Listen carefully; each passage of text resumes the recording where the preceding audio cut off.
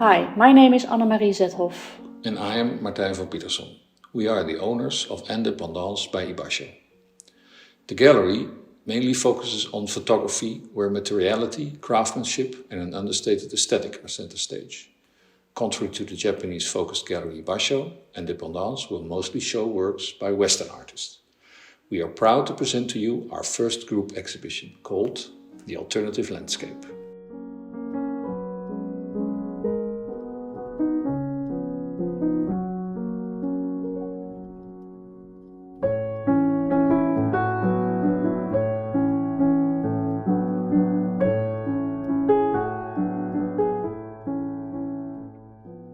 Albarrán Cabrera, the Spanish photographic duo Ángel Albarrán and Ana Cabrera, approach landscape photography as a philosophical and sensory exploration rather than mere documentation. Their work delves into themes of memory, identity and perception, aiming to evoke subconscious associations and invite viewers to experience familiar places as if seeing them for the very first time. Influenced by both Western and Eastern thinkers and artists, they view photography as a tool to investigate reality's underlying structure. Their photographs are not just representations, but are crafted objects that embody their philosophical inquiries. Through their unique printing techniques, such as using handmade Japanese gampi paper and gold leaf, they transform landscapes into luminous, abstract forms that challenge traditional perceptions and invite a deeper contemplation of the natural world.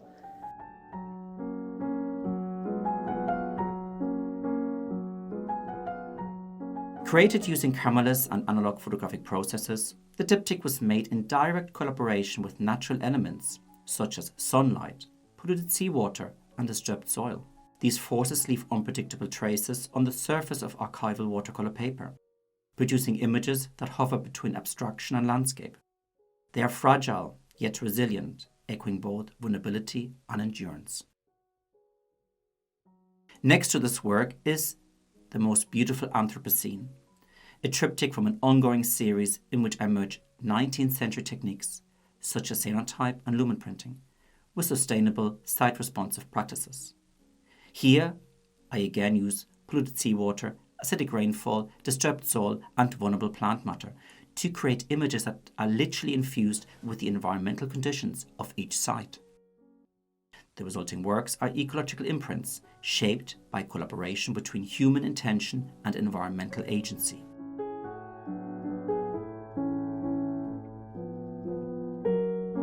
I create my images totally cameraless. I was already experimenting with this technique, but during the COVID pandemic, it became my full focus.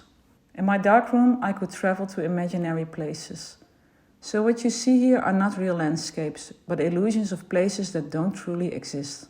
The process I use is called Van Dyck Brown. It's a very slow process. I mix the chemicals by hand, brush the emulsion onto paper, and then expose it to UV light, sometimes for hours. During exposure, I play with light and shadow. I use my body or whatever I have at hand to shape the light and create these illusions of landscapes. My images are not about what you can see directly, but about what exists beyond it, in imagination, in memory, or in longing. The French photographer Thierry Cohen reinterprets the landscape in his series Carbon Catchers, which examines humanity's relationship to its habitat and the role of forests as crucial carbon reservoirs. Cohen's work blends documentary and fiction.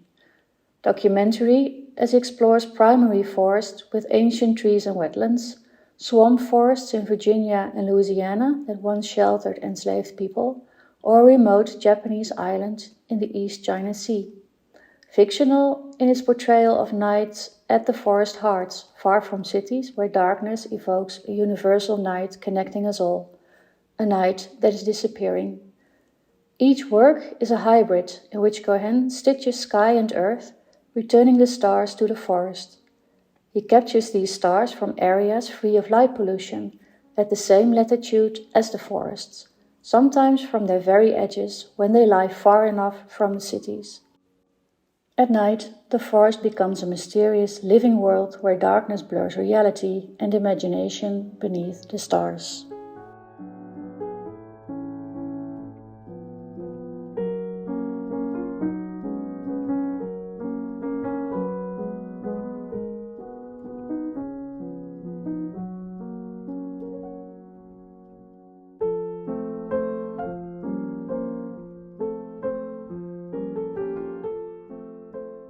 I'm happy to take part in this exhibition with a selection from my ongoing series Gaia. The title comes from a hypothesis proposed in the 70s that describes Earth as a self-regulating system where the planet and all the living beings interact to keep conditions that make life possible. In my work I use diptychs, placing side-by-side images of natural elements from the landscape where I live. What interests me is what happens between them, the links, the echoes, the way they resonate and create something new together.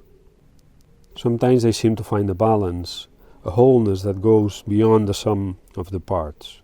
For me, it's both an invitation to imagine and also a reminder of the subtle connections in nature and of the fragile balance we belong to.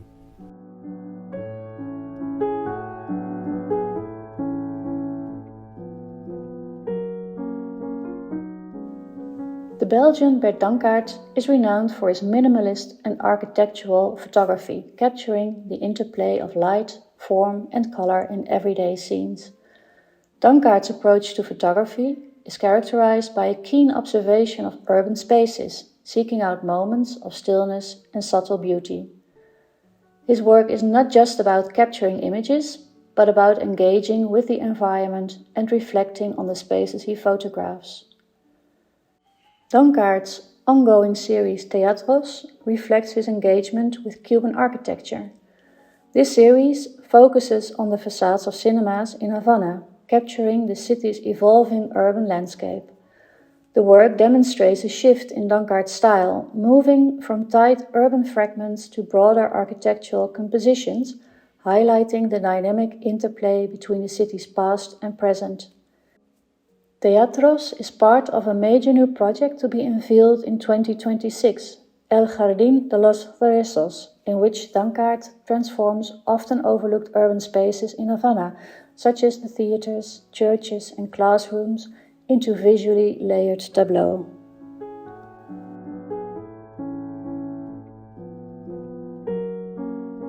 My work always starts with the material and the process of photography, but with a painterly and installation approach.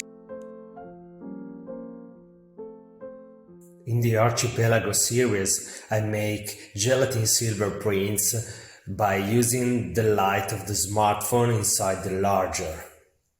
It's a conceptual work dealing with the repetition of images we see in our devices. There is always the same image printed behind the painted glass, but in this repetition, what you actually see is something completely different every time.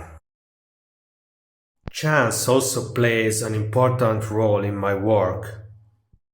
As you can see in celestial bodies, there are sculptures made with plaster and cyanotype. They are unfixed and they will change their color over time.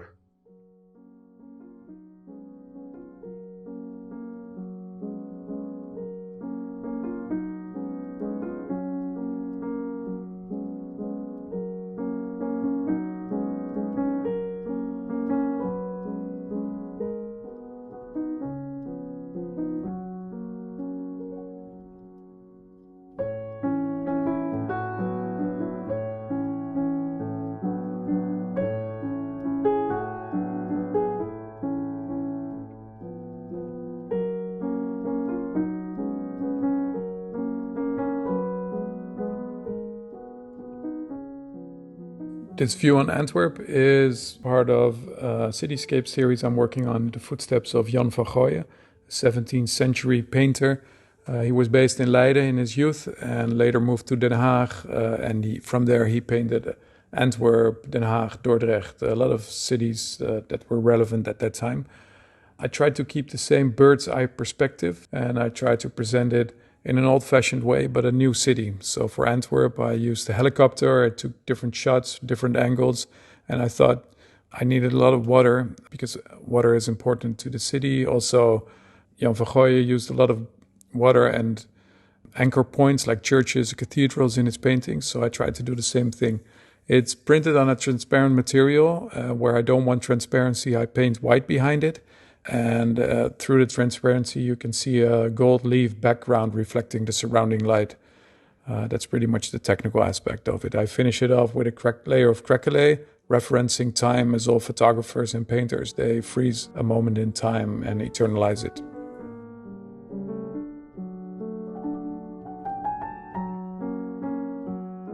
During a hike deep into a Swiss glacier, Dutch photographer Margaret Lansing was overwhelmed by its monumental presence and haunting beauty.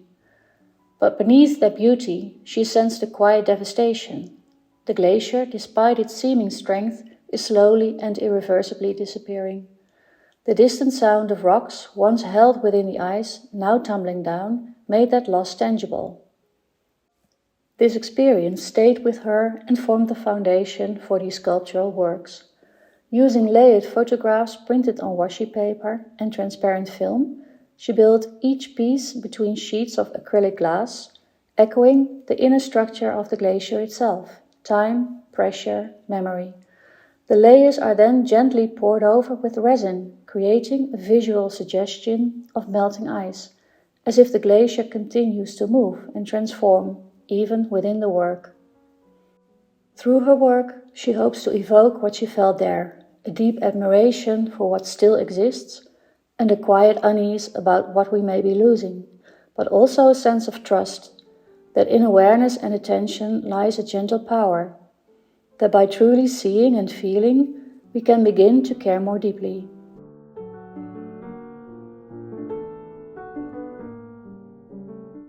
My contribution to the exhibition is Spaceman Lost Your Way. It's a long-term project inspired by my love of science fiction that goes back to my childhood. And I took that love of science fiction storytelling and interpret in a photographic medium. I imagined a ship crash landing in a remote region not dissimilar to our Earth. The landscapes are desolate though, and the skies have this almost post-apocalyptic color. I did all of these photographs in the darkroom. I've been working on it for 5 years. Carl Sagan, the astronomer, once said, "Sometimes I think we are alone, and sometimes I think we're not." In either case, the idea is quite staggering. That idea of the universe was a big inspiration for Spaceman Lost Your Way.